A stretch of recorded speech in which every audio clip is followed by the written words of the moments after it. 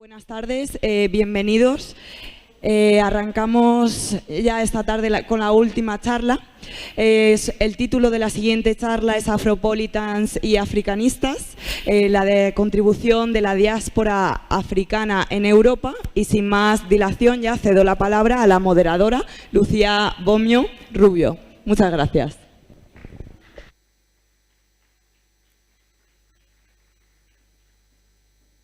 Es un placer estar aquí como moderadora y también como afroespañola, ¿no? Porque se va a hablar de diáspora, que creo que es un tema interesante, y se va a hablar de contribuciones de la diáspora, que es algo que no suele salir de nuestro entorno, ¿no? Entonces, quizá por esa necesidad de exocomunicar, de sacar fuera de las fronteras de nuestro entorno más cercano, creo que estos temas son interesantes. La dinámica va a ser la siguiente: cada uno de los intervinientes va a hablar 20 minutos. Y a partir de ahí podéis hacer preguntas, podemos preguntarnos también entre nosotros. La idea es que charlemos y que resolvamos y respondamos todas las dudas que tengamos. Así que vamos a empezar por Remy Joseph-Salisbury. Él es activista, es profesor en la Universidad de Leeds, también ha escrito varios artículos en periódicos, trabaja desde la academia y es interesante porque también trabaja desde la parte experiencial por el hecho de ser una persona activista negra en Reino Unido, ¿no? Toca temas de identidad, de raza, de educación en jóvenes y niños, incluyendo en el debate social términos como microrracismos, de los que tanto se están hablando últimamente.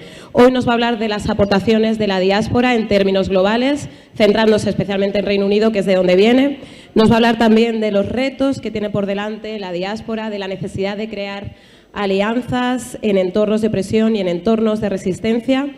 Y bueno, además esto me parece algo interesantísimo teniendo en cuenta la heterogeneidad de la que hemos venido hablando antes, ¿no? En la comunidad negra, que es, como no, polifónica como todas las comunidades, y precisamente por eso es importante encontrar vínculos de unión para poder crecer. Así que os dejo con él y luego os digo su Twitter para que podáis seguirle cuando quieras. Buenas tardes a todos. Lo siento por hablar en inglés, pero mi español es muy mal. When I first considered the focus of the panel, the contributions of Africa and its diaspora in Europe, I thought it would be an easy subject to discuss. I could talk about the contributions to intellectual thought, to culture, art, entertainment, music, sport, fashion, and so much more. Gracias. The more deeply I thought, however, the more I realised the difficulty of the task. The contributions of Africa and its diaspora are hard to pinpoint because they're so vast. They are incalculable and immeasurable. It's not an overstatement to say that we simply cannot conceive of Europe or of the world without the contributions of Africa and its diaspora. That said, I'd like to suggest that although Europe, unfortunately, too often does not recognise or appreciate it, anti-racist struggle is a key contribution that African diasporans in Europe make to Europe. Europe will not be free until Africa and its diaspora are free. It's in this sense that anti-racist struggle is our contribution. I want to highlight and discuss one contribution to this anti-racist struggle in particular. We might see this contribution as emerging out of Pan-Africanist thought. I want to suggest that an important contribution of Pan-Africanism is that of a focus on the need to draw connections. It's apparent that this contribution is of increasing importance in this particular moment, this being a moment encapsulated by Donald Trump and Britain's decision to leave the European Union and all that those processes entail. So Pan-African thought insists upon the interconnectedness of the people of the diaspora, connections between the continent of Africa and those diasporans, and connections to our collective history. I also want to extend this to draw connections more explicitly between the challenges that we face. I want to suggest that one way we can move forward with anti-racist struggle is to take seriously this focus on connections. We do so in a context where we are encouraged to see things in abstraction and isolation and rarely see the interconnectedness between the racisms that we face and the struggles to overcome those racisms. So to be clear, in relation to the panel's focus on the contribution of Africa and its diaspora, I'm arguing that the drawing of connections is in itself one of Pan-Africanism's key contributions to anti-racist struggle, and in turn, anti-racist struggle is one of the African diaspora's key contributions to Europe. So, increasingly, we are learning and recovering the history of Africa prior to colonialism and the transatlantic slave trade. There should be no doubt that this is very important work. This excavation has shown us a rich history of Africa and Africans as pioneers in science, mathematics, technology, architecture, medicine, and much more. That we continue to uncover and be mindful of this history is of paramount importance. Even more important is that we ensure that the next generation know this history and feel a connection to it. Destroying and disconnecting us from this history has been and continues to be integral to white supremacy. Conversely then, recovering and connecting to this history is integral to our ability to dismantle white supremacy. I should say here that by white supremacy, I mean an economic, cultural, ideological and structural system rather than just explicitly racist hate groups like the Ku Klux Klan or like what we're seeing in Charlottesville in the US at the moment. The anti-colonialist Amilcar Cabral underlined the importance of connecting to our history when he suggested that liberation for us is to take back our history and our destiny. Our destiny is connected to our history. As Malcolm X said, our history did not begin in chains. To realize this is to reject or disconnect from dominant ways of thinking and knowing. That is, white supremacist ways of thinking and knowing that are perpetuated through key state institutions like education and the media. So African diasporans in Britain, Europe and across the world must continue to develop and share a proud and positive connection with the history of Africa. It was Haile Selassie that said, an awareness of our past is essential to the establishment of our personality and our identity as Africans. Similarly, Marcus Garvey proclaims that a people without the knowledge of their past history, origins and culture is like a tree without its roots. Paraphrasing Garvey, Malcolm X argued that it is not possible to hate the roots without hating the tree. And to put that another way, to view ourselves positively as African diasporans, we must view Africa positively. Again, to use the words of Garvey, this is to realise that black skin is not a badge of shame, but rather a symbol of national greatness. We see through this litany of quotations how connections to history are central to the thinking of many revered Pan-Africanists. Our sense of self is connected to our sense of Africa, and we should draw connections to the positive contributions of Africa before slavery. This is important anti-racist work. We might say that much of Europe is suffering from a form of historical amnesia that occludes the achievements of Africa. As anti-racists, we need to challenge this amnesia. That said, whilst we must always remember that our history did not begin with slavery and colonialism, to understand our current situation and to move towards meaningful social action, we must recognise the way those processes have shaped and continue to shape our lives and the world. Whether through the plunder of colonialism and imperialism, or through the gross exploitation of the transatlantic slave trade, countries like Britain are literally built on the backs of our ancestors and forebearers. This is part of Africa and the African diaspora's contribution to Europe and should be recognised as such. As Walter Rodney has so convincingly shown, the development of Europe is intimately and inextricably connected to the underdevelopment of Africa. Claiming this as a contribution is not important because it's something to celebrate, but because it allows us to better understand how the contemporary world came to be. That is, it connects contemporary society to its formative history. Not only this, but such recognition paves the way for us to demand reparations or recompense for that which we are owed, or at the very least to have meaningful conversations to that end. Of course, those systems of slavery and colonialism were locked in place through the most barbaric violence, including rape and torture. This is as well as the less acknowledged emotional and psychological violence that was enacted and continues to be enacted through institutions like our education system. In this sense, the wealth disparities we see between Europe and Africa, much like the wealth disparities we see between white Britons and African diasporans living in Britain, is the consequence of extreme violence and exploitation. Our current society is built upon or connected to this violence. To understand how we can move forward and tackle white supremacy, we need to understand how this history shapes our present and will, without intervention, shape our future. This is a connection that needs to be drawn, but the status quo or the powers that be don't want us to make such a connection. This is an endeavour that is antithetical to the dominant logic of our times. The dominant logic in Britain seeks to disconnect us from this history and present our current conditions as just the way things are, or even more sinisterly, as the fault of African nations or individual African diasporans. African nations are framed as fantastically corrupt, to use the words of Britain's former Prime Minister David Cameron.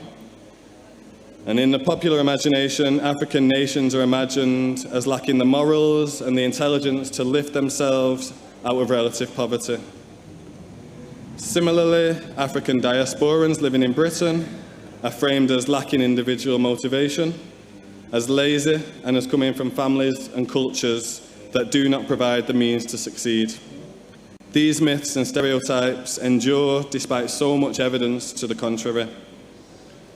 Notice here the parallels or the connections between how the African continent and African diasporans living in Britain and elsewhere are framed and pathologised.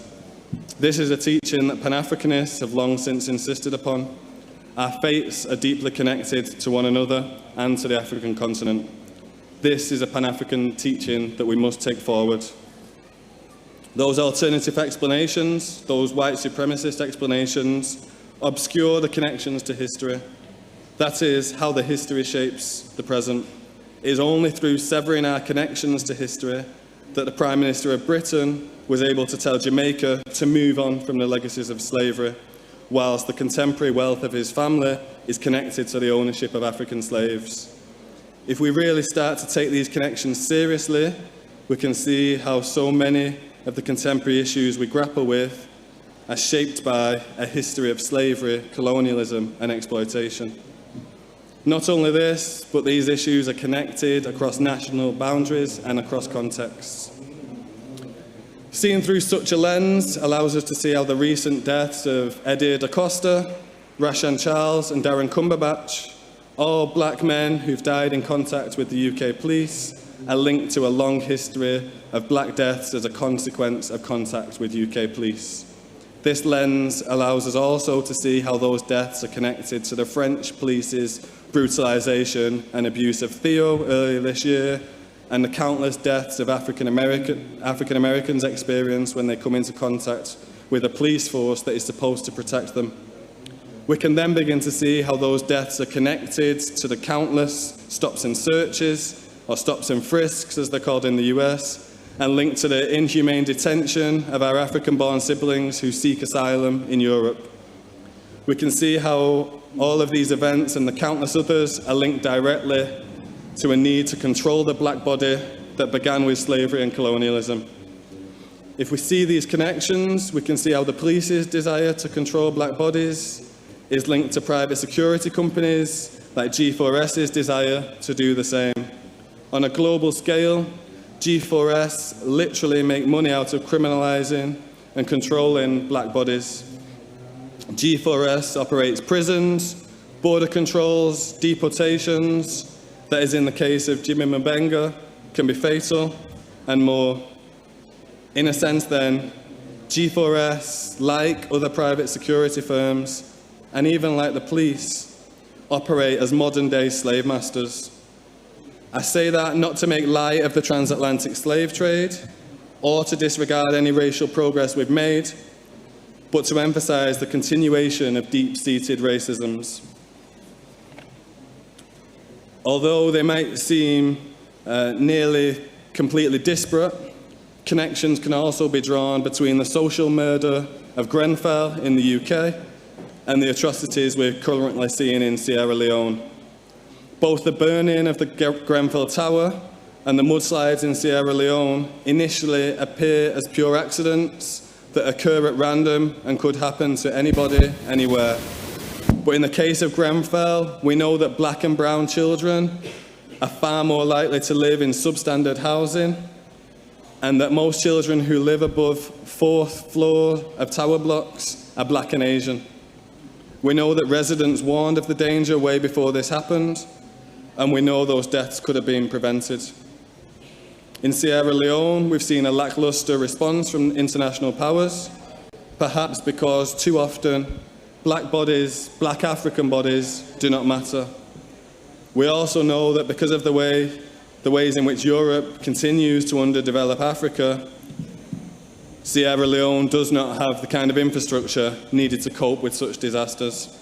Climate change is a causal factor in those mudslides, and whilst the West are responsible for much of that climate change, it is on the African continent that those consequences are most harshly being felt. Just as black and Asian children in Britain are more likely to live in the conditions that could see them caught up in a disaster like Grenfell, those on the African continent and in the Caribbean and Asia are more likely to live in the conditions that leave them susceptible to the threat of disasters like these latest mudslides. What connects them is the devaluation of black bodies and a disregard for black lives. The challenges we face are interconnected, and they are connected to a long history of racism and white supremacy. There are clear connections between Brexit, or Britain's decision to leave the European Union, and Trump, and to the far-right nationalist movements that have emerged across Europe. To overcome these challenges, we need to offer an interconnected response, a response that sees the connections between the fates of Africa and the African diaspora, the connections between African diasporans, and the connections between our struggles. The struggles against racist policing and the struggles against substandard anti-black education are connected. So too are the struggles against climate racism, the struggles for adequate housing, and the struggles for equality in employment. All these struggles are connected to the struggles of African nations and the African continent. The struggles against land grabs and the struggles against international debts and economic inequalities on a global scale. The negative stereotypes that the African continent seeks to transform are connected to the negative stereotypes that African diasporans seek to transform. Once we begin to see these interconnections, or the interconnectedness of these struggles, we will build a much stronger movement. This will be a movement that is connected to and learns from the movements of the past, those movements that have gone before us, and building a stronger movement will allow us to better fight for our liberation together as a unified force. This will depend upon our ability to support each other and to draw connections between our movements. Identifying the root cause of that which oppresses us can enable us to do this.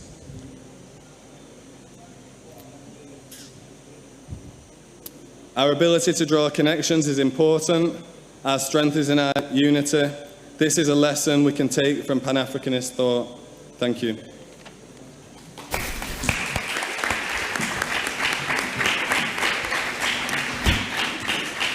Interesantísima presentación, interesantes propuestas también, que a veces se echa de menos, ¿no? Que la gente cuenta pero luego no propone. Su Twitter es RemiJS90, para quien le interese. De todas formas, después empezamos con las preguntas. Continuamos con Saba Anglana, ella es actriz y cantante. ¿Y qué cantante? Os recomiendo que le echéis un ojo a su canal de YouTube, que tiene cosas... Desde muy pequeña ha vivido en Italia. Hace un tiempo... Yo diría que pertenece a dos mundos. Ahora prefiero decir que a ella le pertenecen dos mundos, ¿no? Y que ella los combina como quiere. Hace un rato hablábamos de que las personas que vivimos entre dos mundos, que pertenecemos a dos mundos, a los que nos pertenecen dos mundos somos agua, entonces podemos adaptarnos en cualquiera de las orillas, no nos queda otra, ¿no? Entonces ella es un buen ejemplo de eso. Se define como un puente y precisamente de eso nos va a hablar, de las identidades híbridas y de cómo vivir en un mundo lleno de mundos.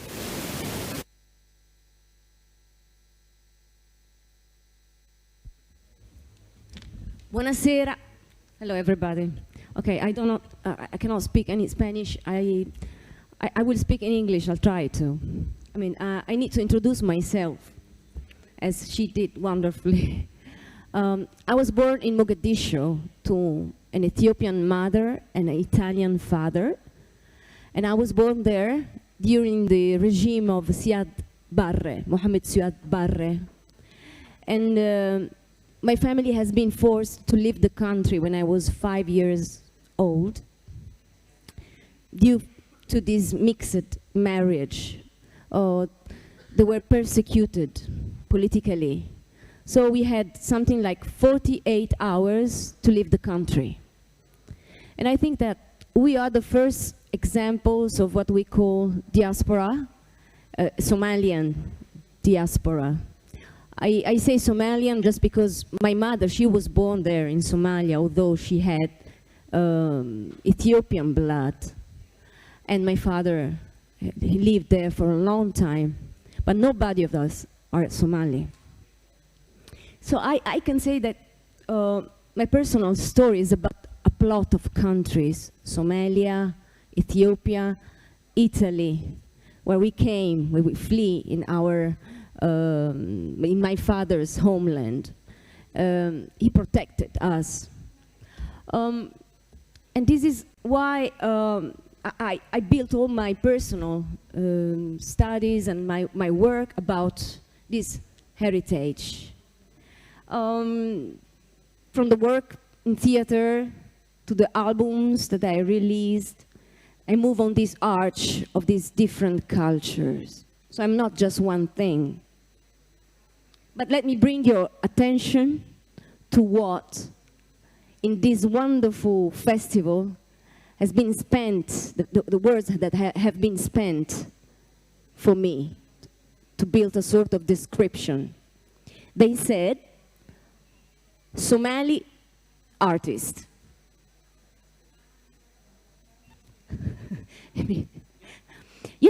Yes, it's written.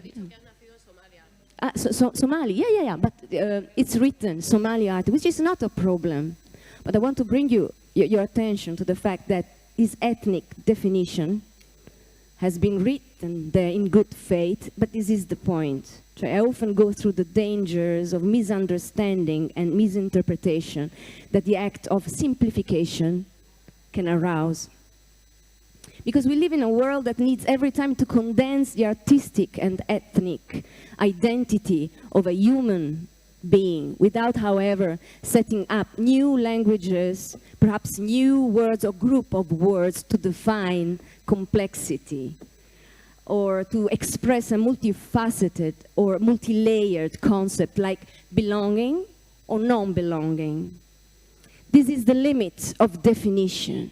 This is indeed the limit of ID cards, of passports, of papers, because these kind of things allow a group of people to do something and denies the same thing to others. The word definition comes from the ancient Latin definire. Definire, the preposition de means about. Finire means to stop, to finish, to complete. So you understand that every time we make a definition, we use a definition to describe something or someone, we hint the idea of limitation. So definition comes with limit. As a woman, as an artist, I very often had to deal with this problem of definition, which was not mine as well. It's always in the minds of the others, just like an obsession. They need to define every time, every people. Many times I was too black for the Italians, for the white people, and too white for the blacks, for the colored one. As an actress, you can imagine such a big problem. They don't know where to put, who the hell are you? And I was answering, I don't know, I'm simply myself. But this vision gave me the gift of a good distance, because my pride doesn't come from my skin color or from the place where I was born. I don't like the word black pride. Pride is in what we do, in what we feel, in the love that we are able to give each other, in what we build day by day with our work, with our actions. And at the same time, the people that see something special in me just because I'm colored do the same thing. It's a sort of racism. If you are colored and they think that you are a good person just because you are colored and so, oh, beautiful, so exotic, they are doing the same act of racism. So, to defend myself, I always answer with the words of Jean-Michel Basquiat. You know about him. He was saying, and I say, like him, I'm not a black artist. I am not a Somali artist. I'm not an Italian artist. I'm not an Ethiopian artist. I am an artist. So I cannot give a definition of my origins, myself. I can say I was born in Mogadishu, but this is a technical information. It's a sort of record. That doesn't make me Somali. I cannot even speak a fluent Somali, even though I use Somali words to put them into my lyrics when I sing. Like Amharic, which is the language spoken in Ethiopia.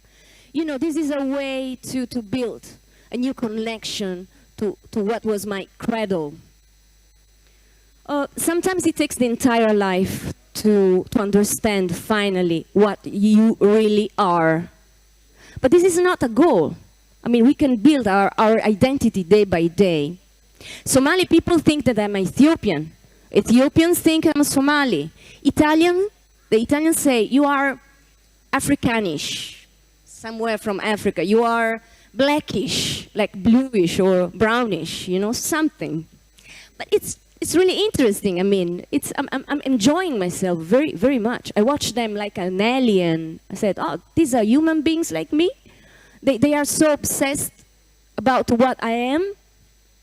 And then don't make a lot of questions, because to understand complexity, you need time. You need energy. Just to go under the very comfortable surface of things, of what you call reality. So the word Afropolitan, I think, that was born to this, had this big success because Afropolitan is not simply a word, it is a home, a big home, a place where every colored individual could feel comfortable. But yet, this is an undefined definition. So itself has limits. So what the hell are you, Saba? To define myself, and I think that everybody should do that, I use the words coming from poetry. I don't know who I am, but I'm building my identity, as I said before, and this work never, never ends. Just like the Sagrada Familia, that you know very well. A holy, unfinished cathedral that grows and grows every day, never stop growing. So I can define myself as a sort of holy, because we are all holy, unfinished artist and human being. That would sounds good, poetic, open, powerful, imaginative. We all deserve this kind of definitions or this kind of descriptions. Because I think that every single human being is the result of a peculiar complexity, an architectural masterpiece of complexity. So this is the word that I want to submit to your attention, the word complexity. A keyword, an explanation, maybe a personal answer, but I think also maybe a solution. Complexity against race. Complexity against everything that wants to define us, to make a sort of definition. And in my case, if you say Afropolitan, you're going to lose a consistent part of my formation, of my independent formation. You're going to put me, an entire continent before me, in favor of something dominant, as if it is a sort of genetic trait. Just like, you know, black eyes, brown eyes, dark skin color, no? A measure gene. I do not feel I can defend and incarnate the term Afropolitan because this, in the process of further simplification, would mean cancelling, cutting off other parts of me, like Europe, for instance. And yet, Afropolitan has a fascinating recipe, exorcism and modernity together. Moreover, I could not defend this definition because politan, Afropolitan, comes from the ancient Greek polis, which means city. And I don't believe in cities. I built an entire work, an entire album about this refusal, because I don't feel comfortable in those places where individualities, once again, are sacrificed in the name of a mass culture, the set of ideas and values that develop from a common exposure to the same media, news resources, music, art, and frequently promotes the role of people as consumers. A Somali consumer, maybe, I don't know. I am the result of this complexity that the media, despite the efforts, especially in Italy, I can witness it, cannot embrace. No time, no space enough, no interest in a deeper look at reality. As people needs to know what they already know. So they get lazy. Hybrid are not comfortable for lazy minds. There is white, there is black, there are territorial boundaries. All that is in the middle is not perceived or expressed. So we built big houses for those who feel lost and need a home. Afropolitan is this kind of concept, this kind of conceptual home. So, to represent my origins, I started from my genealogical tree, not from an ethnic group, but from my genealogical tree. I asked to my mother, to my grandmother, and to all my family about the stories, because I am made of stories. And when I talk about these stories to my audience, who is composed by different people coming from different parts of the world, everybody could recognize themselves. So if you go deeper, and if you give your personal vision of life, the common things are those things that are the things that emerge more than the differences between us. But sometimes it was difficult to scroll all this out and to claim my independence from everything and the hybrid nature of my music against the stereotypes, even against the positive ones. For instance, when I sing, Africa, they say, is exotic and irresistible. I start singing, na-da-da, woo! Fantastic! I love Africa so much. It conveys to me the idea of the desert. Stop! I didn't start singing. I was just making, I was preparing my voice. No, I love what comes out from Africa. Or I sing like, yet no, ahagere, yet no. Oh, I can see the desert. No, I was speaking about the mountains, the Ethiopian mountains. So we all have to be very curious about what's the messages, what are really the messages. And this kind of general fascination, it's the echo of the myth of the noble savage, and it is as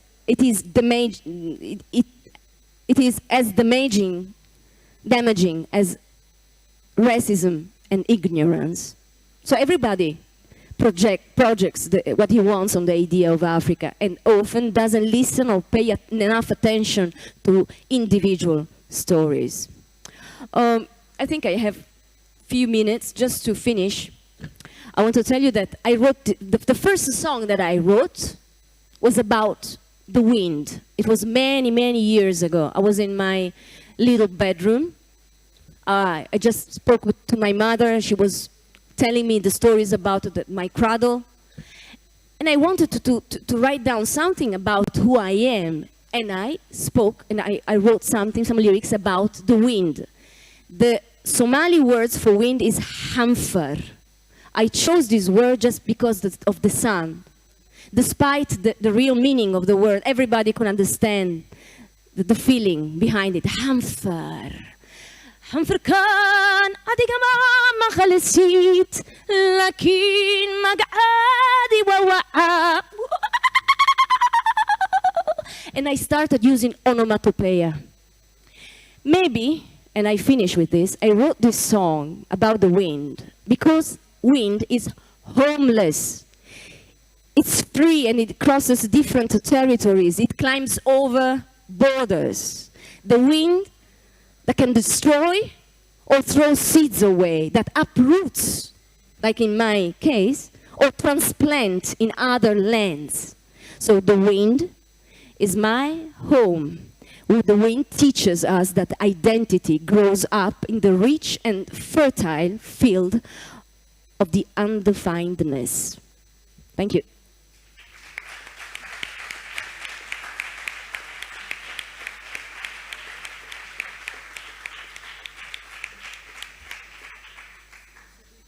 Y seguirla es Saba Anglana. Vamos ahora con Mamadou Dia. Europa no es el paraíso, no es la panacea, no es el dorado. A estas alturas podríamos decir que no existe. Entre otras cosas, porque en ningún lugar solo se gana. Marcharse, despedirse y echar de menos. Llegar es confrontar expectativas con la realidad, decepcionarse, ser el otro, aprender y, aunque solo sea por eso, crecer, ¿no? Mamadou Dia abandonó Senegal hace bastante tiempo, llegó a España en patera y aquí ha sido trabajador social. Un buen día decidió que quería regresar a su tierra para explicarle a la gente que soñar con la Europa perfecta no tiene sentido porque la perfección no existe. Así que se fue para allá, empezó a trabajar con la gente, a explicarles que podían crear y crecer en su propia tierra para hacer que su tierra a su vez también creciera. Y en el camino, como el hombre es muy activo, ha escrito un par de libros y va y viene dando charlas para contarnos, para hablarnos de su historia y de las historias de las personas que están allí, que están aquí y que están como el viento, como ella, moviéndose. Así que cuando quieras, Mamadou. Muchas gracias. Buenas tardes y a todas y a todos. La verdad que me ha gustado muchísimo escuchar.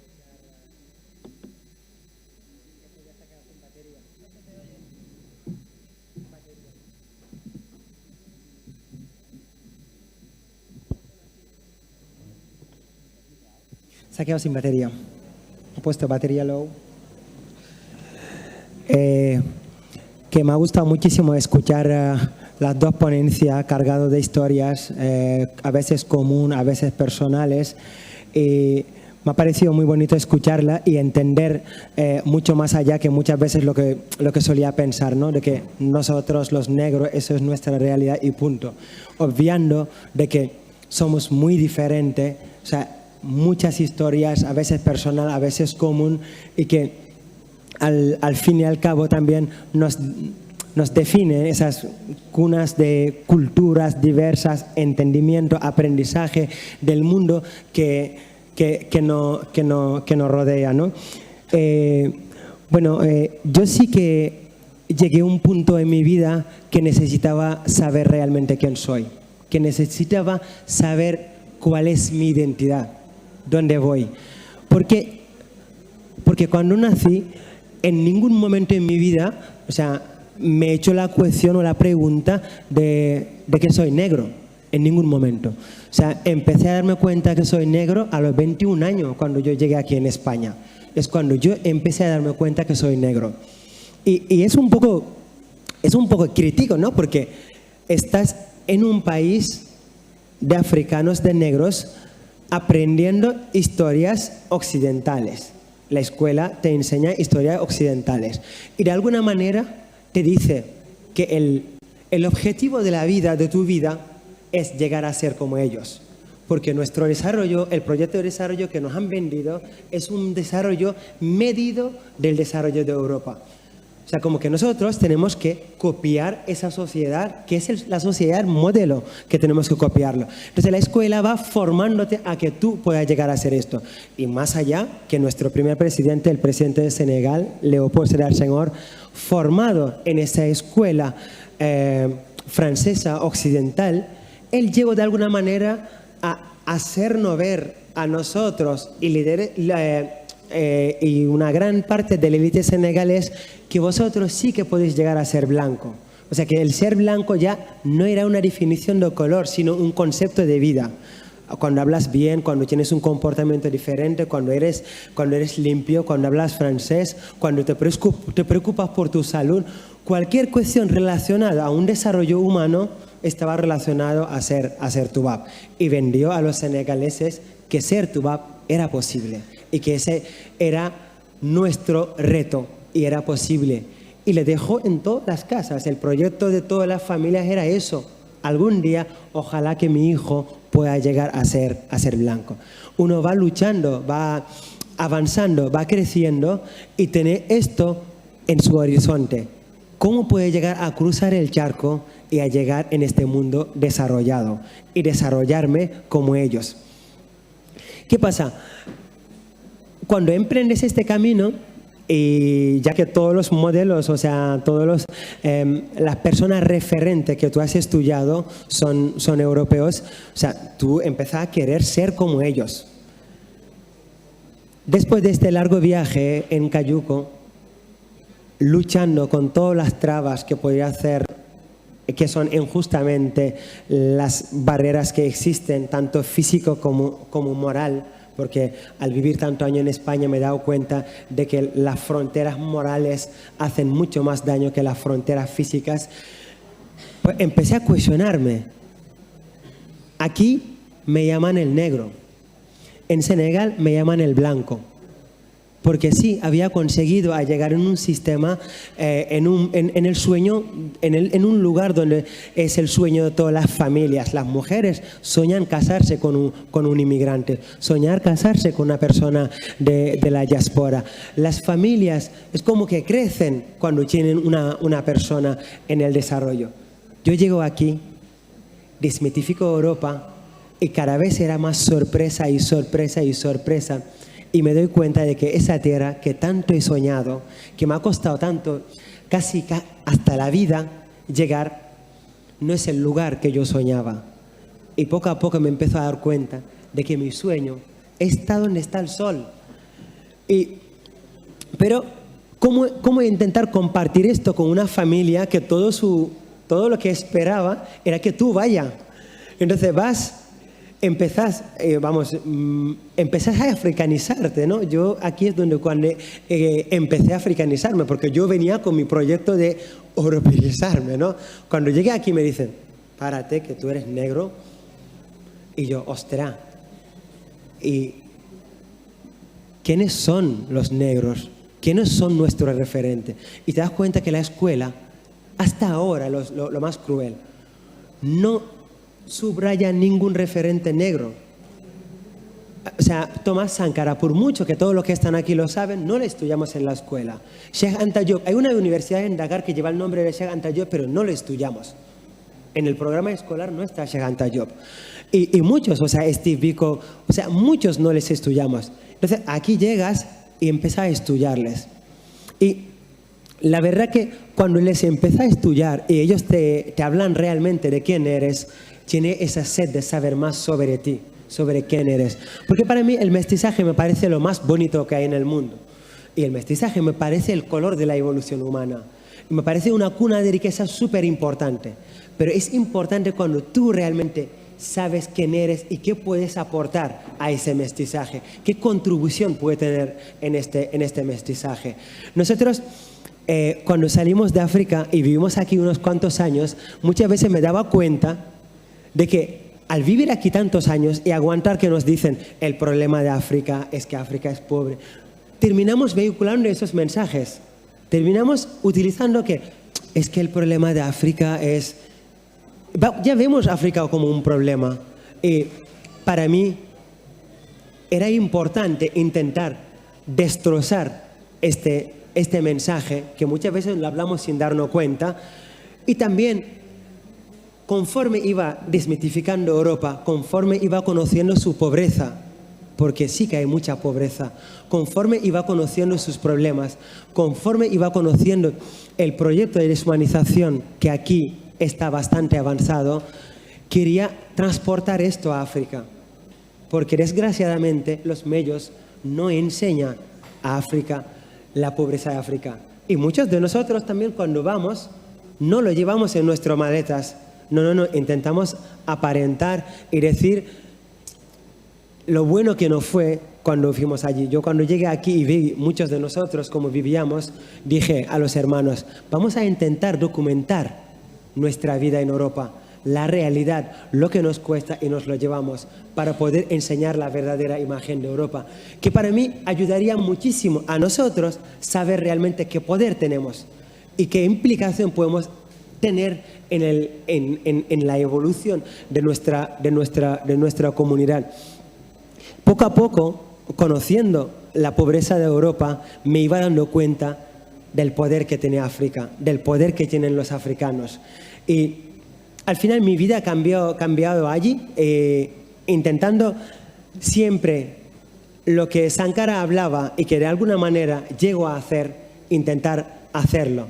Partir desde lo elemental, desde lo que tenemos y empoderarnos desde allí. Partir desde y ir hacia lo que no tenemos.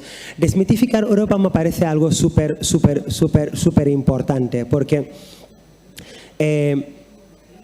como la supremacía occidental se beneficia bastante de esa imagen de pobreza que viene a África pidiendo ayuda a Europa, así configuran nuestro presente, configuran nuestra política, configuran hasta nuestro futuro.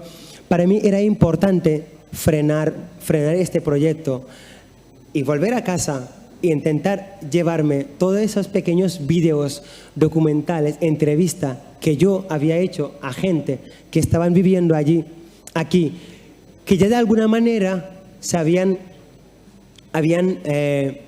como divorciado, ¿no? Se habían olvidado de África porque habían llegado a categorizar África de un continente pobre, de un continente donde nada es posible. Porque claro, te le van diciendo, al final uno se lo cree y también lo va repitiendo. Intentar llevarlo. Muchas veces me veía antes se le preguntaba a Lucia, ¿no? Y le decía, ¿vosotros os ocurre alguna vez llegar a meteros en la piel de un africano, ¿no? Y en ciertas situaciones poder decir, ahora contesto como si fuese africano o ahora voy a contestar como si fuese español porque ya he vivido aquí casi unos 10 años, ¿no? Y los últimos años de mi vida, los más importantes, donde he llegado a muchas reflexiones, gracias a muchas críticas, vuelves a casa y intentas cambiar las cosas y muchas veces te categorizan de que ahora piensas como los europeos, ¿no? Y muchas veces te cuestionas, ¿no? En plan, O sea, mi madre cuando me dice, mamá, tú cuando vuelves de Europa tráeme no sé qué, no sé qué, no sé cuánto. Digo, mamá, no. O sea, nosotros tenemos nuestras telas, vamos a intentar utilizarlo, tenemos nuestra cosa. Y mi madre te dice directamente, no, que esos son malos, que esos no son buenos y tal, ¿no? Años tras años, o sea, años tras años, intentando hacer entender eso a mi madre y a toda la juventud con la que hoy en día estamos trabajando. Es un proyecto súper complejo, súper difícil, pero muy bonito. Pero muy bonito, o sea, participar en ese proyecto de descolonización, de empoderamiento, me parece muy bonito. Y creo que para nosotros, panafricanistas o afropolitans, que siempre digo que me molestan mucho los términos, ¿no? Porque cuando no lo sabemos entender bien, nos crea muchas diferencias, porque claro, digo directamente, el afropolitano no entiende mi historia, así que no empatiza conmigo, así que no entiendo nada con él. Y creo que en algún momento la evolución humana nos llegará, nuestra evolución nos llevará a poder entender la vida de esta manera. Pero sinceramente creo que mi realidad, mi vida, conlleva muchas veces preguntarse la cuestión de la identidad y que desde la escuela nos hablen realmente de quién somos para poder participar en el desarrollo del mundo, aportando, no esperando a lo que nos aporten a nosotros, porque muchas veces es esto. Y la diáspora también creo que, al igual que, esto habrá que entenderlo desde muchos ángulos, ¿no? Al igual que aporta muchísimo en el desarrollo de África, creo que también si nos cuestionamos cosas, muchas veces participamos a la influencia de seguir manteniendo esa imagen de Europa, el dorado, ¿no? Yo siempre le digo a los compañeros, amigos senegaleses, ¿no? Que lo peligroso que muchas veces son los móviles o las redes sociales, ¿no? Que un senegalés que le está pasando súper bien, o sea, que le está pasando muy mal, que lleva una vida súper difícil, de repente va a un sitio y de repente se echa una foto y le manda o lo cuelga al Facebook. O sea, esa foto no habla de todo lo que, ¿sabes? De todo lo que esa persona vive, solamente que presenta un momento que muchas veces cuando falla la crítica dice, joder, qué bien le está pasando a esta persona, olvidando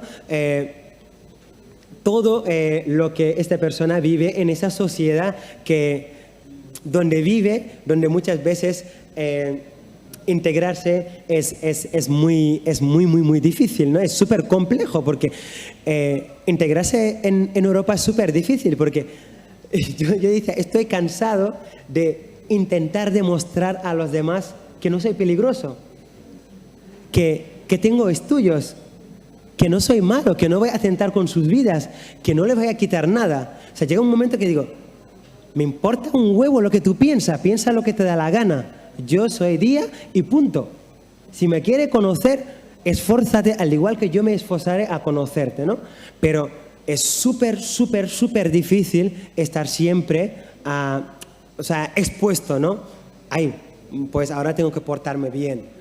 O sea, yo en Lavapiés hablo con un montón de gente en Madrid que te dice, sí, es que yo ya no pienso irme en Lavapiés. Además, te lo dicen con esos códigos, ¿no? En plan, es que no pienso irme en Lavapiés porque o sea, todo lo que se dicen de los africanos, porque todo lo que se piensa de los africanos, porque la imagen de los africanos que hay, ¿sabes? O sea, intenta vivir una vida en soledad. ¿Por qué? Porque no quiere formar parte de esas multitudes de etiquetas que la sociedad cuando le da la gana te lo pone y cuando no le apetece pues te lo quita. Y muchas veces uno también está en conflicto, porque a veces cuando te dicen es que tú eres muy diferente de los otros negros, empieza a decir, joder, qué guay. ¿No? Empieza a decir, qué guay, tío, que no parezco a los otros negros. No. Si no tienes un pensamiento crítico, o sea, olvidas que los negros están metidos en un saco y te están diciendo que tú no estás dentro de ese saco, pero tu comunidad está dentro de ese saco. A lo mejor te lo dice Pepe, pero luego fulanito te dice, todos sí que están en ese saco. Y son pruebas tras pruebas, tras pruebas, tras pruebas que son súper difíciles y súper complejos, que muchas veces, yo lo digo, somos una comunidad diversa, compleja, que al igual que nuestro propio continente, diversa, compleja, con multitudes de belleza, de riqueza, de lenguas, que cuando todos lo meten en un saco pierde valor, o cuando todos le intentan diferenciar sin intentar poner en común lo bello, también tienen problema. Entonces, pues esto, de alguna manera, es mi vida día a día, creo que también es nuestra vida día a día, intentar participar en el desarrollo, intentar empoderar en la comunidad negra, ayudarla a llegar a la crítica, o sea, a nuestra propia crítica, porque creo que esa crítica es súper importante porque nos empodera, nos ayuda a saber realmente quién somos y a no esperar a que nos ayude, sino directamente ver qué podemos configurar, qué podemos aportar, qué podemos ayudar y a poder llevar lo que nos interesa y lo que nos interesa dejarlo tal cual, participar a lo mejor a su evolución si nos apetece, y si no nos apetece, no participar, porque también tener la libertad de participar cuando nos da la gana y la libertad de no participar cuando también nos da la gana. Yo sigo pensando que mi trabajo aquí es intentar a muchos hermanos que están aquí, que pienso que de alguna manera han llegado a utilizar el mismo discurso de que África no puede, de que en África no se puede hacer nada, y que habían venido aquí para un proyecto humano que ahora ven que no puede cumplir, pero no vuelven a África porque piensan que es peor. Entonces intentar a través de muchos canales que tenemos, ¿no?, ir ver gente que han hecho proyectos que han funcionado y enseñarle esos proyectos, intentar decirle que dignamente hay muchas posibilidades que hay aquí y que vosotros podéis venir y participar y aprovechar de ellos. Que me parece un proyecto muy bonito, muy complejo y que bueno, hoy en día me siento muy feliz porque cada vez nuestra comunidad está respetando esas diferencias que tenemos y saber también que lo común no debe de apartar esas diferencias, sino debe de alimentarse de esas diferencias. Y la verdad que estoy súper contento. Y más allá de eso también, asistir a esos proyectos que ya están dejando la lucha a veces y pasar a la construcción, ¿no?, de lo que realmente queremos ver. Proyectos como el Afroconciencia, proyectos como United Mind, que ya no son discursos, ¿no?, que también creo que los discursos durante mucho tiempo ha sido nuestro pan de cada día y que ya le hemos dejado allí, ¿no?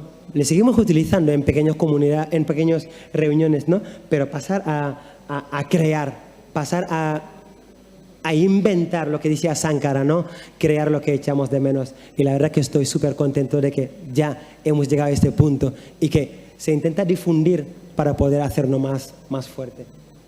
Así que muchísimas gracias y bueno, ahora es que podemos profundizar o más bien entrar en detalle a lo mejor con el debate. Y una vez más, muchas gracias y gracias la oportunidad de estar aquí.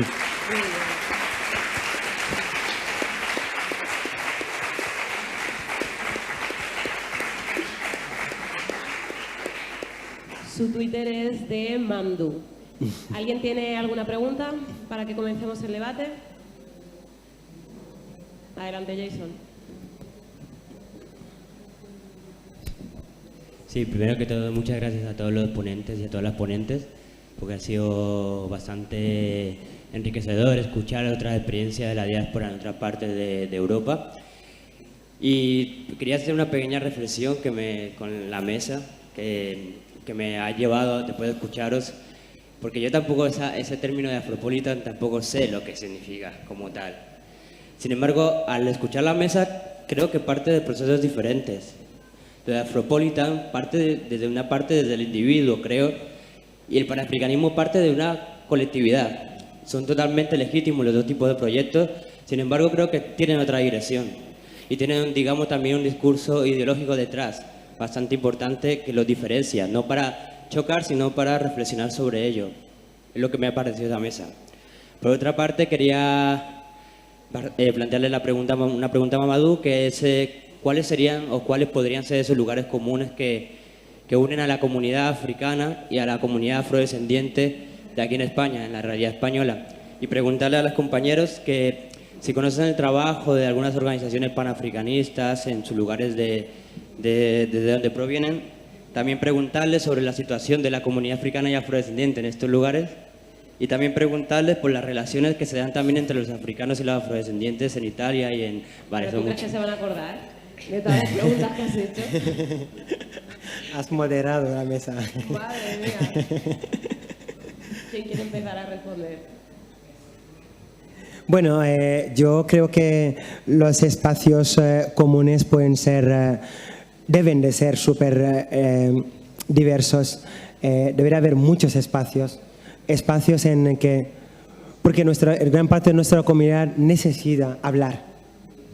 Entonces debería haber solamente espacios donde la gente pueda hablar, pueda identificarse, ¿no? Para que yo pueda entender realmente qué vive un afro en España.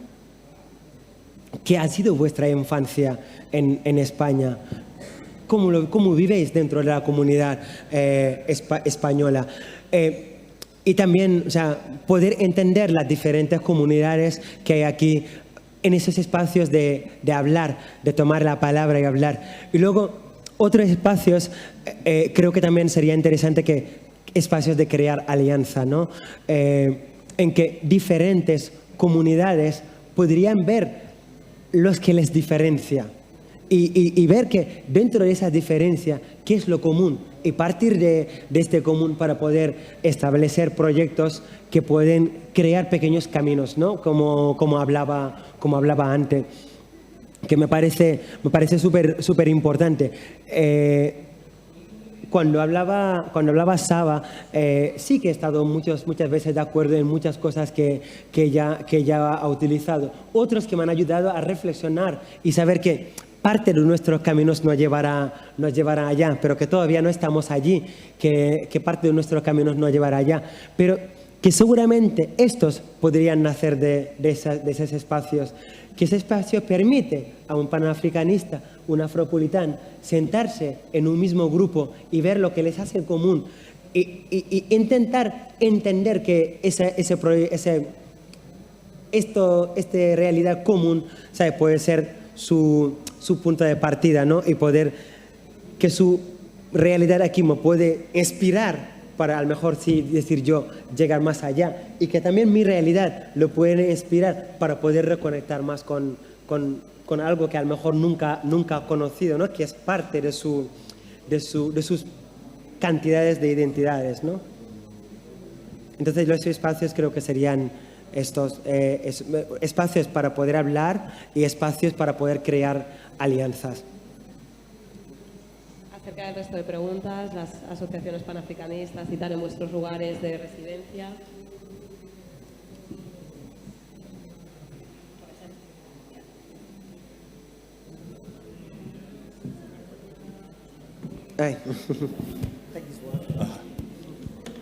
Thank you. Yes, there are Pan-African movements in the UK. There are Pan-African movements, particularly in London. They're perhaps not as strong as they have been. But I think what there are a lot of movements that are influenced by Pan-Africanism and Pan-African thought without necessarily identifying in that way. So those movements are there, and talking about the idea of being influenced by Pan-Africanism makes, there's a link there to the comment you made about Afropolitanism. That's not something that I would identify with as such. I'd be far more likely to identify myself with Pan-Africanism. But I would say that I think these terms and descriptors can be quite limiting. So my preoccupation is with black liberation, and if there is someone who identifies as an Afropolitan, but they're doing things to move us towards black liberation, then that's enough for me.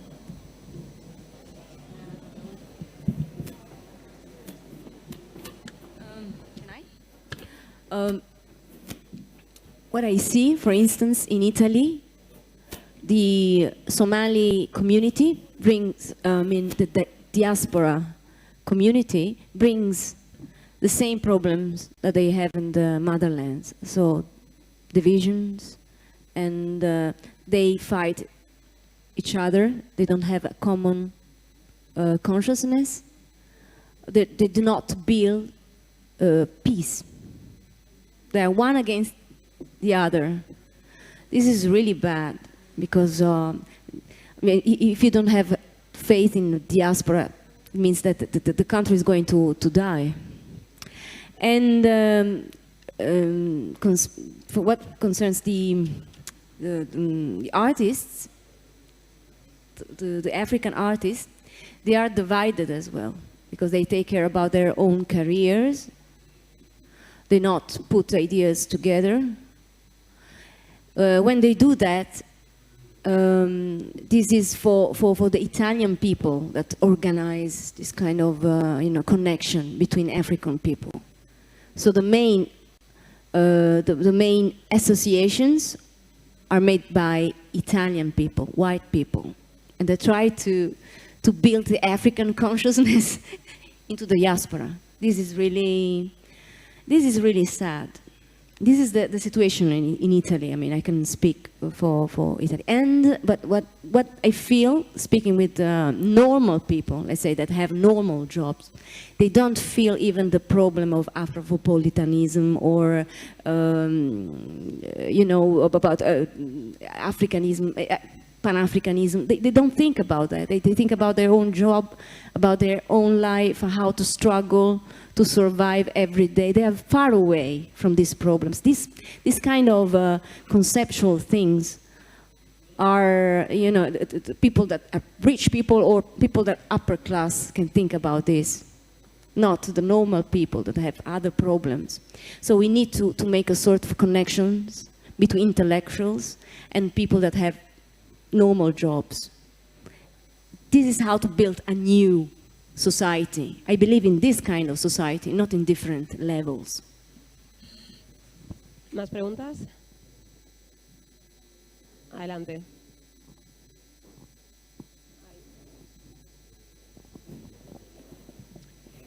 Felicitar a todos los ponentes, que ha sido maravilloso.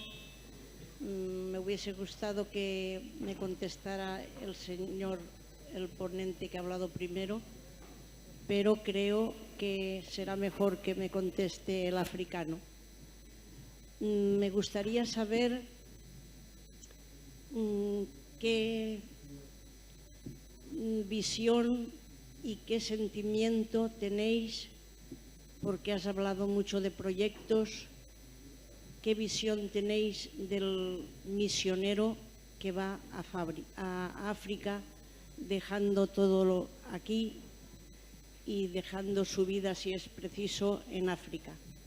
¿Por qué te digo esto?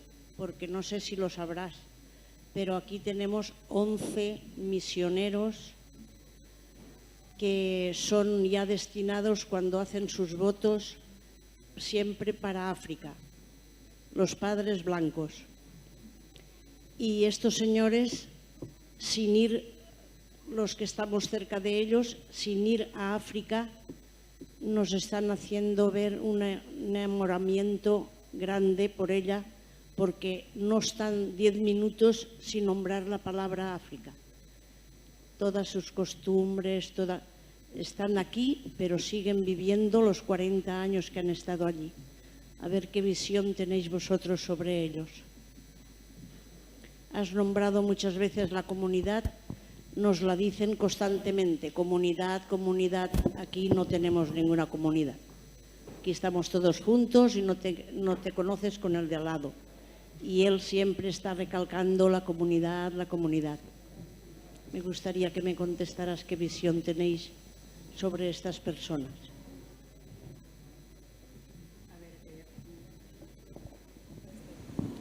Sí. Durante muchísimo tiempo, ese padre blanco ha seguido manteniendo la imagen de la supremacía, de que el objetivo de lo que hablaba antes, ¿no?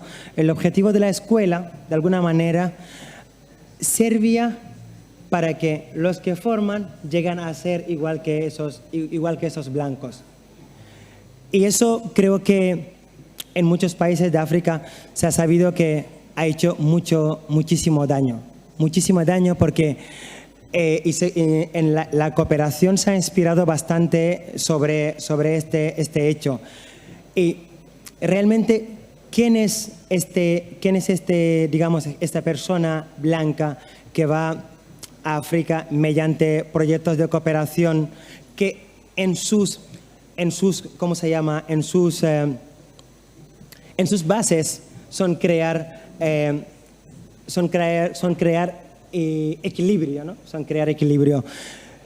Realmente muchas veces suelen ser personas que cobran 10 veces más que la población local. Viven muchas veces en casas de lujos y que muchas veces también su presencia y su imagen ayuda a la gente a ver que llegar a Europa, de donde vienen estas personas, quizás algún día te pondrían en su lugar. Entonces, de los padres blancos se ha inspirado la cooperación y ha hecho muchísimo daño, muchísimo. Y sí que existe África que sigue pensando que esa ayuda le beneficia, que sin esa ayuda no puede hacer nada. Esa África dormida sigue pensando esto, pero la África que se está despertando lo que intenta hacer es parar esa cooperación, que sí que sigue creando esa imagen, sigue creando esas clases sociales donde el modelo es el modelo blanco, donde lo que hay que conseguir es vivir como ellos, que me parece brutal, o sea, me parece increíble que esto se siga haciendo, ¿no? Yo trabajo en cooperación y denuncio muchísimo la cooperación porque creo que ha hecho mucho daño, sigue haciendo mucho daño, ha creado mucho asistencialismo, y cuando hablo de eso también culpo a mis hermanos que viven de ese asistencialismo, acabarando todo, o sea, castigando todo un pueblo a siempre pedir sin saber lo que pueden hacer. Y creo que ya es tiempo de romper esa imagen, es tiempo de decir adiós a la cooperación, es tiempo de decir adiós a esos padres blancos y es tiempo de que el africano mismo dibuje su camino.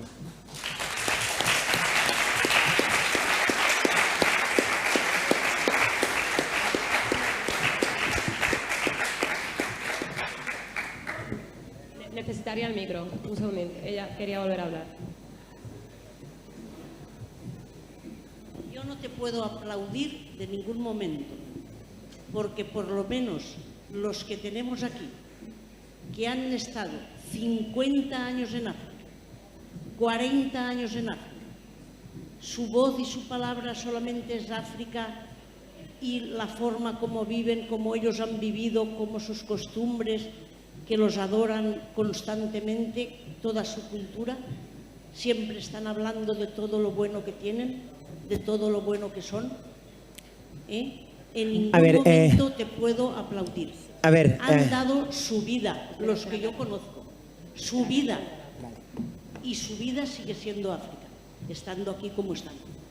Y se han venido sin nada, igual que se han ido.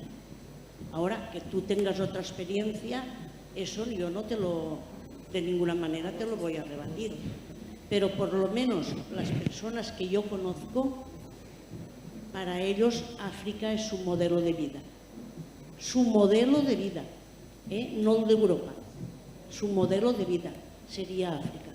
vivir con menos, amarnos más, porque te tengo que decir una cosa. Yo creo que esto sería otra pregunta, pero bueno, todo el ser humano es uno mismo el que se tiene que saber dónde está y qué quiere en su vida, para después poderlo ofrecer a los demás. Creo que la vida va un poco en grupos pequeños de formación y de espiritualidad, porque si tú no tienes dentro, tampoco no puedes sacar fuera. Y pues entre vosotros, pues no hace falta que lo diga yo porque tú lo sabes más que yo. También existe lo mismo. Aquí el europeo no vemos al señor negro que viene con patera, no lo vemos con la misma visión que vemos a un negro futbolista. Eso no hace falta que te lo diga yo pero entre vosotros también existe. De hecho, habéis mencionado algo de pasada, pero también existe. Yo ahora en Benicassim estoy en un establecimiento que tenemos más de 30 negros. No voy a ponértelos todos en el mismo saco, como también habéis dicho vosotros. Pero hasta la gente de servicio está comentando la altanería que de alguna forma, pues todos los que estáis aquí africanos sois privilegiados. También tenéis que reconocerlo. A ver, Lucia, Sí. ¿sigues moderando? Pero Sí. es muy bonito la teoría, la palabra paz y amor, pero eso lo tenemos que llevar a la vida. ¿Cuál es la pregunta? Perdón. A ver, yo contesto un poco solo lo que, Te van a responder los dos. por lo que has dicho. Hay un libro que ha escrito un amigo nuestro, Rubén, que te recomendaría, y verás como el padre blanco fue el que dijo a los africanos que os vais a enseñar a ser blanco. Y eso no es una cosa que yo me invento. Entonces, lo que te estoy diciendo es que seguramente que tú tengas un amigo que haya ido a África, ¿vale? Y que haya visto eso, me parece bien. Pero yo te digo que lo que te estoy hablando es que de esos misioneros se inspiraron las ONG. De esos misioneros se ha inspirado la cooperación. Y las ONG y la cooperación no están ayudando para nada a África. Le están victimizando. Le están victimizando. O sea, la caridad es lo que han vendido. Yo siempre que vengo aquí y paseo por España, ¿no? En los metros, viendo, o sea, las caras de los niños que ponen, pidiendo dinero, o sea, la cara de esas imágenes que ponen, ¿no? Esto está victimizando. Esto está victimizando. Y luego yo te digo, tanto aquí como allá están enseñando a que llegar a ser blanco es posible. Y esto es lo que os espera. Trabajar para hacerlo, educaros para hacerlo. Y para mí ya es tiempo de parar. Ojalá que yo, tanto como lo digo y tanto como lo vivo por dentro, ojalá que todos mis hermanos llegaran a vivirlo de esta manera. Porque sí que me parece que cuando nosotros llegaremos a vivirlo de esa manera, las cosas cambiarán y nadie necesitará que la ayude, sino que necesitaremos tratarnos como hermanos porque habrá respeto. Pero la ayuda no da respeto.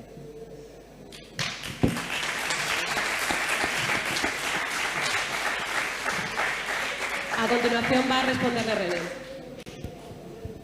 Okay, I won't say too much on that because Mamadou has said it all excellently, far better than I would be able to. But I will reiterate that I think we should be wary of white saviorism, and I think we should be wary of the way that becomes kind of white saviorism industrial complex. So it's an economy that self-perpetuates and doesn't actually solve the problem, but creates work for... It becomes an economy that creates work for these NGOs and these white saviours. The main thing that I wanted to point out without being too blunt or rude is the way the debate has been shifted now. So we were having a debate about Pan-Africanism, Afropolitanism, and now it's shifted for us to look at how great these white saviors have been. That's all I wanted to say.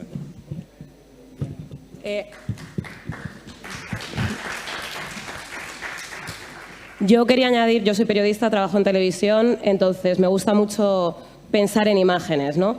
Usted habla de los padres blancos, yo estoy pensando en narrativas de salvadores y salvados, de héroes y de ayudados, ¿no?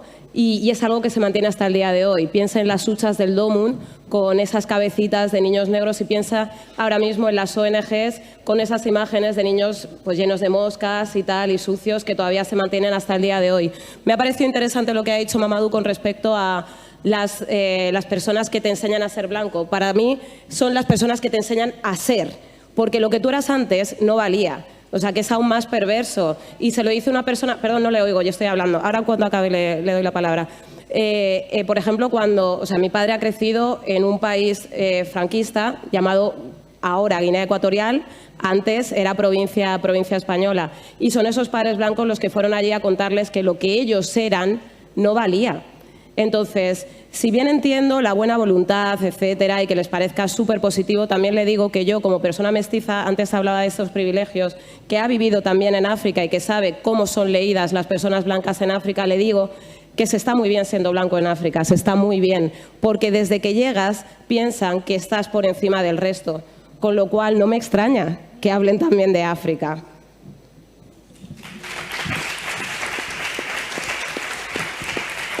I need to say something, sorry. As an ambassador of AMREF, I cannot completely agree with you, even though I'm half African. Nobody are the same. Some people go there with a very good heart and try to do something. So I'm asking to my African brothers and sisters, why don't you go back there in Africa and do something for African people, like Italians or Europeans pretend to do for them? So you go first, and then let the others follow you. I mean, they are not all the same. There are some ONGs that I know. I can say also, I can give you the names, but I won't do that here, that exploit this kind of image of poor African people. But others are not the same. I mean, we cannot divide ourselves. No? We cannot divide us into the good ones and the bad ones. The one that we're really trying to help, or the others. No, I cannot agree completely with you. Don't make this kind of generalization. But some years ago, I know that there was a quote, an African proverb. They said, when they came here, they had the Bible, and we were the owners of the land. Now, they have the land, and we have the Bible. You understand? This was a problem. Now things are changing. Even white people and Europeans and people from all over the world think that they can try to do something in a spiritual way. There are efforts. We cannot say, oh, thank you, we don't need your help. They need, maybe African people need the help to need help. Do you understand what I say? I mean, teach me how to not need help. So this is what maybe they can do. But there are, well, some ONG are doing a great job. They're involving African people, like AMREF. AMREF is made by 98% of African people. Just 2% are Italians or Americans and so on. I mean, not everybody are the same, come on.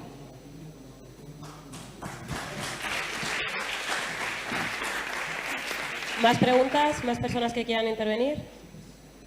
Hay una persona al fondo que quiere hablar. Yeah. English or Spanish or dos? Spanish. English or mix? I am Joshua,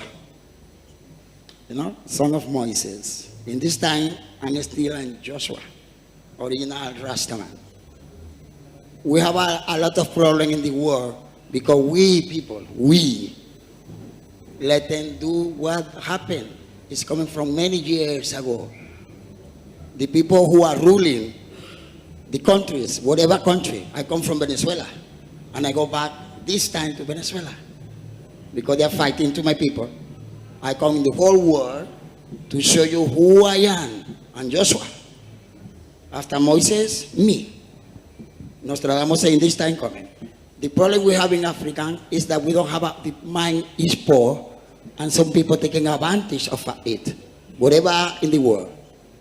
And there will be no peace, I'm telling you, until you all stand up all as one. It's time to stop the quarreling, the fighting, the blood running, innocent children every day. It's time to stop atom bomb. It's time to stop weapons and all. In the name of Robert Nesta Mali, and in the name of the Haile Selassie, King of Kings. That problem is because we never think about the others. We think about me. All for me. And this had to change. It's time to love each other. Look at Spain. They're killing the women every day. They say about Venezuela. They say, talk about Spanish. Talk about England. Talk about Africa, India, America, Trump. It's a trampa. It's a tramposo. Yeah, it is time for that. We need that. You see, they kill Chavez from Venezuela. They put poison in it. Okay. They kill him. I know that. Because they also want to kill me. They already tried. Police, soldiers, doctors, they really try myself, my body. Okay. You know, a moment. We've got only 5 minutes. But now I want to tell you something. Okay. And Africa need love. That's what we need. She say, we need opportunity. We need the key. Show me how to do it, and I will go and fish with you. If you teach me how to fish, tomorrow I go along. Bless. Okay. Thanks. Do you want to say something now? More questions, más preguntas. Hola, sí, mira, aquí. Perdona. A ver, espera un momentito los traductores. Vale.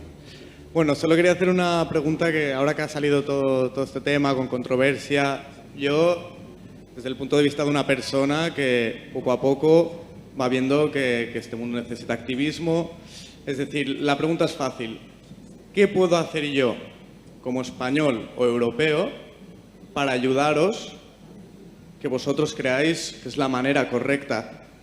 Es la única pregunta, porque lo primero que se me ocurre, y si le preguntara a mis amigos, sería ponte en una ONG. Entonces, vale, me doy cuenta ahora de que igual no es aunque vayan con muy buenos sentimientos, igual no es la mejor manera. Entonces mi pregunta es fácil. ¿Qué tengo que hacer para poder ayudar? Anyone wants to? Yeah. Just quickly, I wanted to recommend a documentary that might be enlightening in regards to this debate we've had about NGOs. In English, it's called Poverty Inc.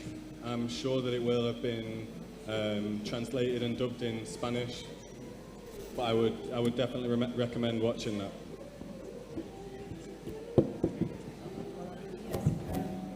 The answer is knowledge.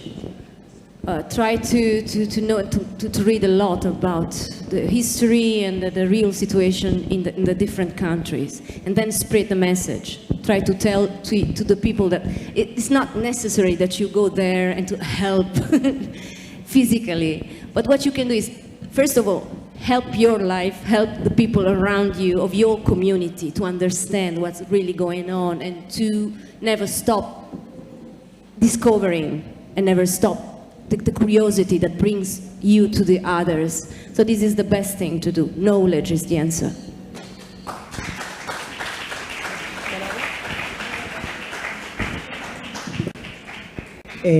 Yo siempre, o sea, yo tengo esa pregunta que me viene siempre cuando con un amigo, con una amiga nos preparamos para irnos a África, siempre te va diciendo: ¿qué ganas tengo para ir a África a ayudar, no? O sea, muchas veces he oído esto.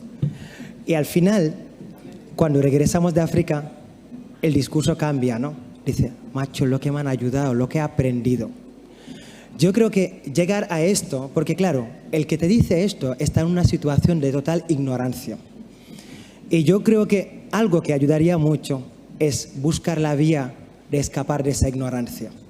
Porque creo que hay una ignorancia que a lo mejor la escuela aquí podría haber solucionado, o la televisión podría haber solucionado, enseñándonos realmente qué es África, qué es lo que está pasando en África, qué poder de implicación tienen la gente de aquí. Y nosotros también lo mismo allá, ¿no? El poder de implicación que tenemos en la situación que está pasando, ¿no? Y esto nunca creo llegaría a crear esto. Pero claro, cuando te enseñan dos situaciones y te dicen están en una situación de privilegio y que el otro está en una situación difícil, muchas veces, o sea, además con todo lo que ha pasado tanto de historia, de colonización y tal, te puede llevar a decir ¿qué puedo hacer yo para ayudar? Pero yo, esos viajes con esas personas me han llegado a poder oír, ¿no? En cuestión de tiempo, una persona que pensaba que iba a ir a ayudar y que en un momento del viaje te dice, macho, lo que me están ayudando, lo que estoy aprendiendo. Y creo que, claro, al final te das cuenta de que eso, o sea, que aquí hay una ignorancia que es grande sobre África, y se necesita aprender, y se necesita, después de aprender, compartir. Bueno, cerramos la mesa, me quedo con que es importante el conocimiento, es importante que nos escuchemos, que nos conozcamos para saber cómo es cada uno, entender que también esta es una comunidad polifónica con infinidad de voces y que eso nos hace ricos a todos, ¿no? Precisamente por esas diferencias que tenemos.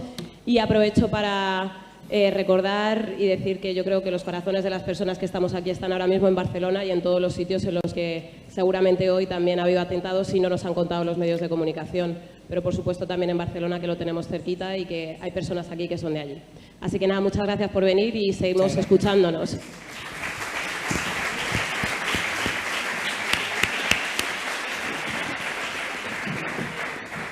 Os recordamos que mañana seguimos con más charlas. La primera, Sociedad Civil Organizada, Cannabis 3.0, en la carpa de al lado, la de Foro Social. La siguiente, a las 5 menos cuarto, África contada desde los media y la fabricación de los estereotipos, también en la carpa de al lado.